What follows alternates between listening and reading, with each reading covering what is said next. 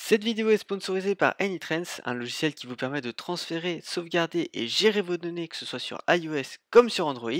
Il peut satisfaire quasiment tous vos besoins. Vous trouverez dans la description un lien vers le site de téléchargement gratuit du logiciel pour Windows et pour Mac. Vous trouverez aussi un lien vers ma vidéo de présentation d'Anytrends. On passe maintenant au sujet de la vidéo.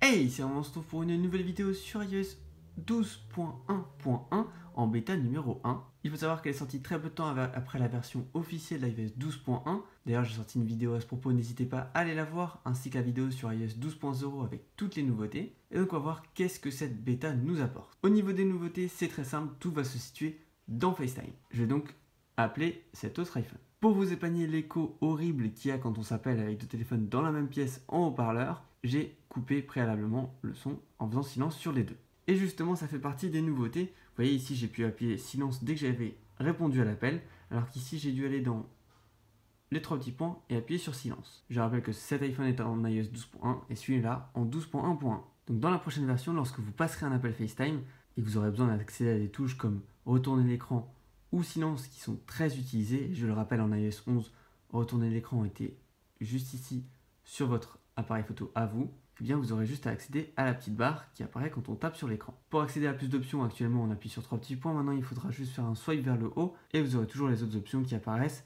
un peu différemment. Vous pouvez voir que tout a un petit peu changé et personnellement je trouve que c'est bien mieux. On a aussi une fonctionnalité qui avait disparu avec iOS 12.0 tout simplement, la fonction Live Photo, puisqu'effectivement en iOS 11 on pouvait tout simplement cliquer ici et prendre une photo live de ce qui se passait à l'écran. Cette fonctionnalité avait tout simplement disparu, elle est maintenant de retour, mais par contre elle ne fonctionnera qu'avec quelqu'un qui aura iOS 12.1.1 et qui aura bien évidemment activé l'option dans ses réglages. Voilà, c'est à peu près tout ce que nous avons comme nouveauté, mais c'est déjà pas mal. Maintenant qu'on a le FaceTime en groupe jusqu'à 32 personnes, d'ailleurs j'avais oublié de le signifier dans la vidéo sur 12.1, ça va être plutôt utile de pouvoir utiliser toutes ces commandes plus facilement. Pour ce qui est des performances de la batterie, c'est plutôt pas mal au niveau des scores Geekbench. En comparant avec iOS 12.1 bêta numéro 5, on reste à peu près sur la même chose, soit de très bons scores. Et pour ce qui est de la batterie, elle tient plutôt pas mal, comme pour les dernières versions de iOS 12. Donc voilà, c'est tout ce qu'il y avait pour iOS 12.1.1 en bêta numéro 1. J'espère que cette vidéo vous aura plu. Si c'est le cas, n'hésitez pas à la liker et à vous abonner à la chaîne pour plus de vidéos. Et moi, je vous dis à la prochaine. Ciao!